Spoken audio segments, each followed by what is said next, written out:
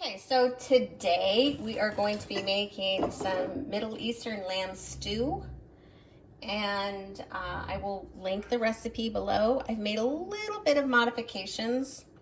I had already made some lamb and I put it in the refrigerator, so we've got it already cooked. We have some spices here, and our neighbor is fixing their pool, so my dogs are not happy about that. Okay, and then we have some green onions.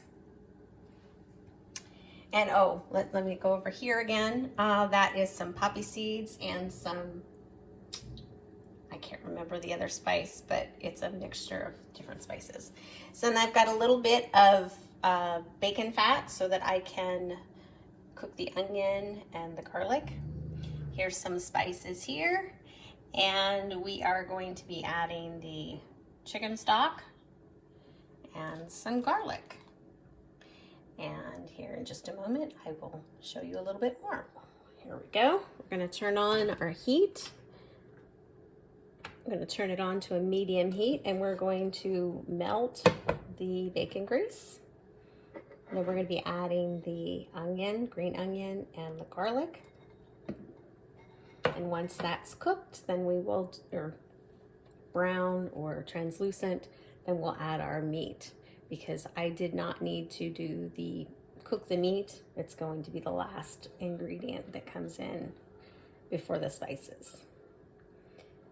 So I use my bacon grease. I think this is a great fat to use. I don't strain it. I may be wrong, but I like it that way. It gives me a little bit of extra bacon in it, and I always like bacon anyway. Now this is the main portion of the recipe. You can also add some toppings, which is sour cream. You can do cucumber, cilantro, and lime. And I will add that after I get everything done here. So we will see you in a minute. Okay, so we're going to be adding the garlic. It's already starting to sizzle up. And then we're going to do some green onions. I'm just going to put a little bit because I don't want them to turn black because it will get a little bit too strong. So I'm just going to do a few of them, and then once I add the meat, I will put that back, put the rest of the onions in. This garlic and the onions are very strong. I can smell them already.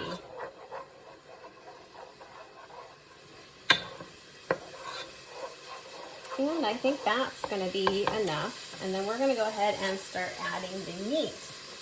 Now it's going to be very solid because this has been in the refrigerator.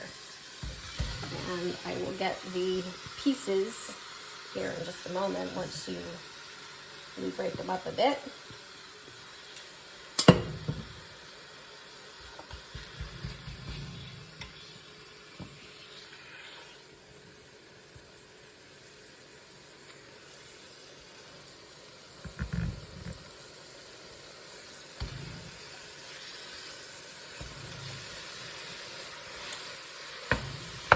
I like to cook my meats ahead of time.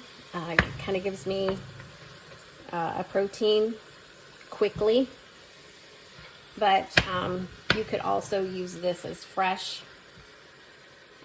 your fresh lamb. You could make these into meatballs. You could chunk them into chunks, but this was kind of shredded. I put it in the pressure cooker and just shredded it after it was cooked. So here in just a moment, it will get a little bit easier to work with because it'll get softer.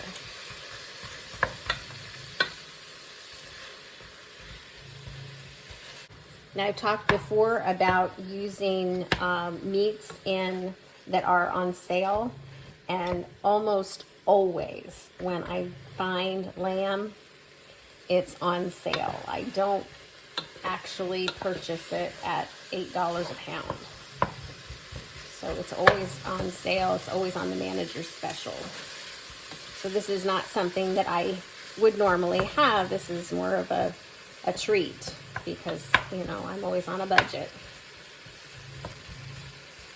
That's one of the things that I've noticed that people say, oh, I couldn't do keto because it's so expensive with all of the meats and everything, with the prices the way they are.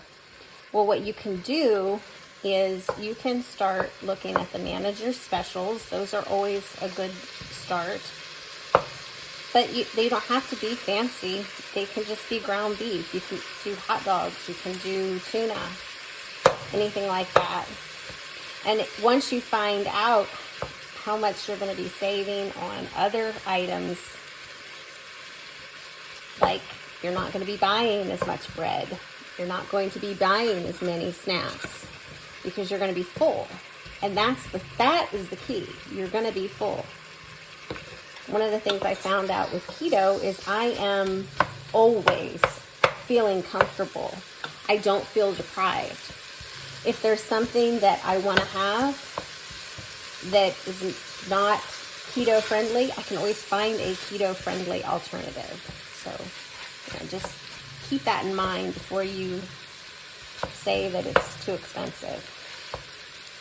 It can be. I mean, you can go and buy all the keto products and, you know, spend an arm and a leg on everything. But it doesn't have to be. Okay, so I'm noticing that most of the chunks are now broken up a bit. And I've got a lot of meat here. So now after, I think it's cooked close enough. I mean, it's already cooked meat, but it's already softened enough. Then I'm going to add my broth.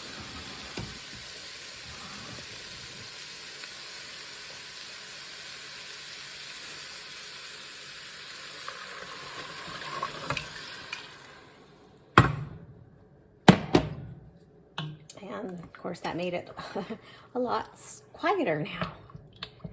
And then I'm going to be adding the spices. I have some ginger, some cayenne pepper, and some salt. And the salt is not wanting to come out. There we go. And we're just going to stir this around. It smells wonderful. Now I'm going to go ahead and add the rest of the green onions because I didn't really want to make them brown. So now we're going to add those back. You can always add these as a topping as well.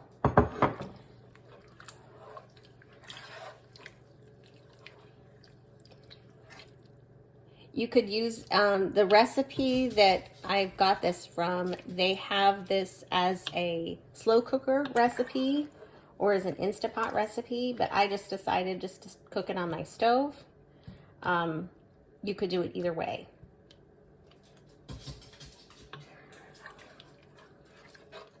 And since I've already cooked my meat, it doesn't really take that long to put everything together. So I'm going to simmer this and let kind of kind of thicken up a bit. You can put some thickener in, like your xanthan gum, but we're not going to do that. I just don't feel like using the extra carbs. And also it is a nice kind of a soup rather than the stew, and that's fine. Either way is fine. So I will come back after this is kind of cooked down a bit, and I'll see you in a few minutes. Now this is the poppy seeds and garam masala.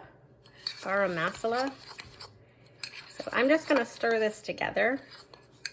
It smells wonderful. It is a Greek spice. It's very Mediterranean smelling. I don't know what's all in it. It's just a lovely smell though.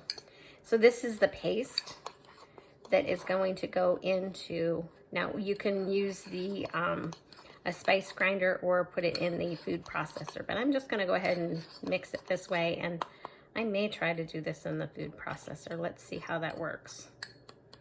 So smells wonderful. It smells good. Let me go ahead and do that. All right, so we've got water, the poppy seeds, and the Garam Masala.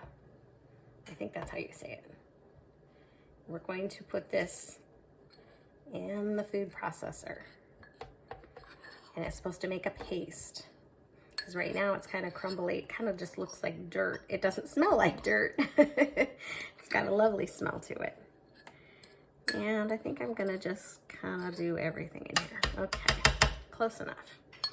All right, and we're going to put this on. Oh my goodness, it smells so good.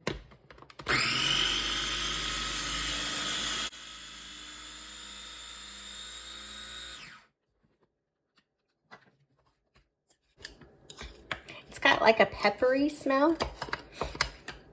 I think I'm gonna add a little bit more water to this. It just doesn't seem like it's supposed to be. It's supposed to be some kind of paste. So I'm gonna add a little bit more water. Let's see. And I hear my stew bubbling.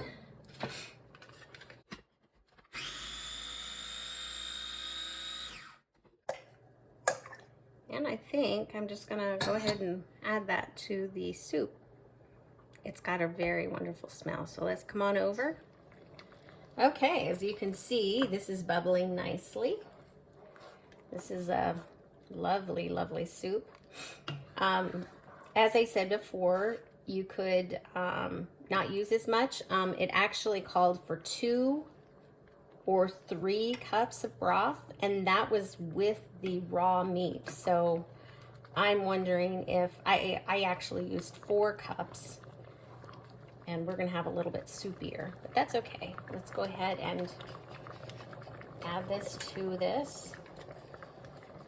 It smells so good. And I'm a lamb person. I love this taste. I love the smell of lamb. Again, this is not something that I do normally because, you know, it's an expensive dish. But when it's on sale, you better believe I will get it. But I won't do it when it's $8 a pound. I just can't do that. I don't see the benefit in doing that. Oh my goodness, it smells good. It's so good.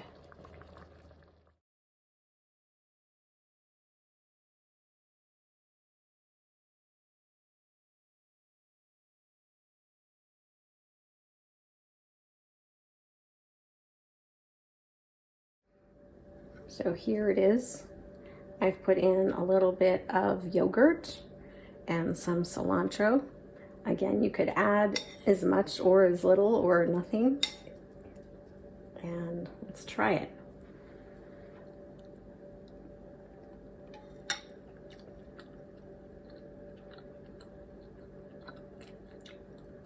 It's a very good flavor. I'm gonna move a little place over here. So,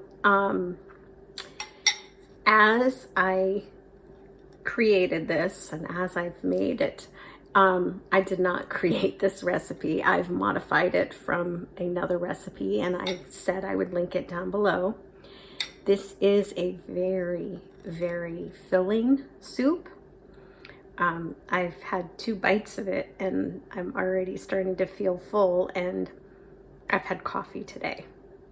So it's very filling, it's very delicious, and I hope you try it. Have a good day.